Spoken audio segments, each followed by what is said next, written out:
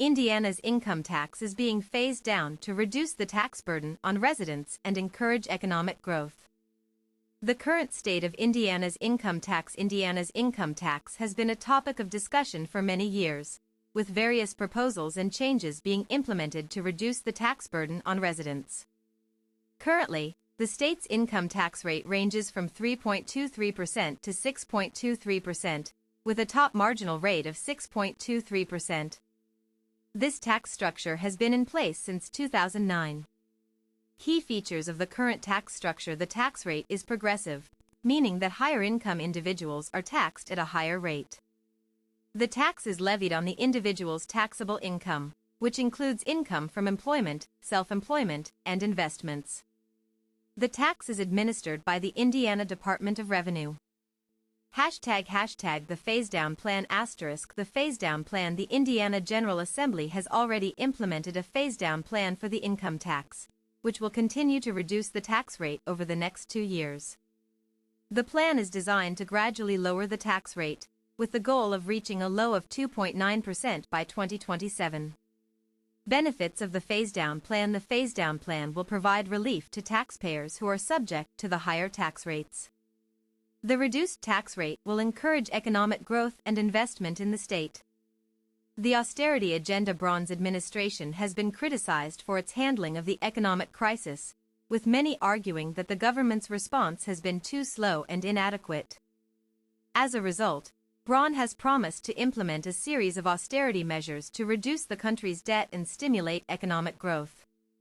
Key components of the austerity agenda include plus reducing government spending by 10%, plus increasing taxes by 5%, plus implementing a freeze on public sector wages, plus cutting subsidies for low-income families. Braun has also promised to increase the retirement age to 67, in an effort to reduce the burden on the pension system.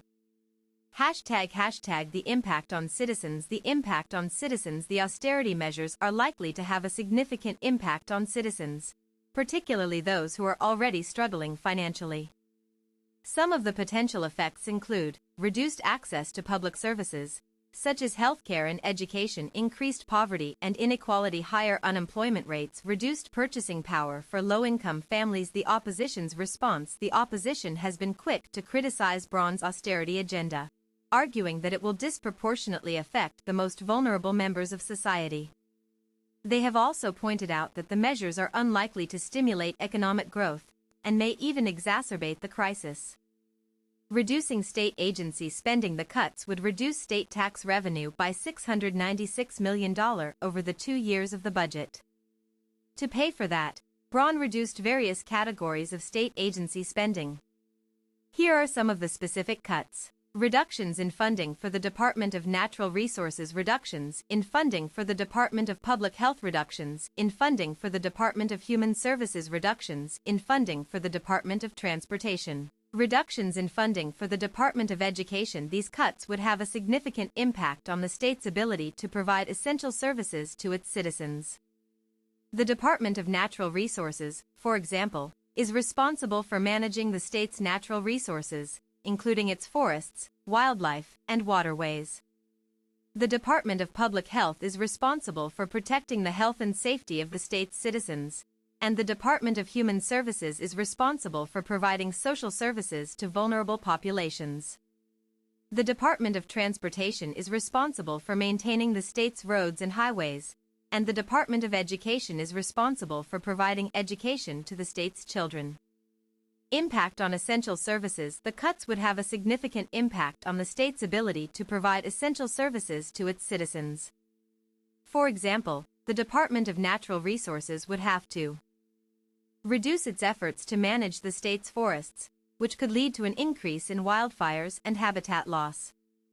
The Department of Public Health would have to reduce its efforts to protect the health and safety of the state's citizens, which could lead to an increase in disease outbreaks and other health problems. The DCS budget was already $1.2 billion, but it needed to be increased by $1.1 billion to meet the needs of the children in the state. Bray said that the additional funding would be used to support the state's foster care system, including the hiring of more social workers and the expansion of existing programs. He also mentioned that the additional funding would be used to support the state's child welfare system, including the hiring of more investigators and the expansion of existing programs. The state government has a long history of relying on federal funding to support various programs and services. This reliance has been a subject of debate among lawmakers and citizens alike. The history of federal funding in the state's reliance on federal funding dates back to the early 20th century, when the federal government began providing financial assistance to support various state programs. This funding has been used to support everything from infrastructure development to social services.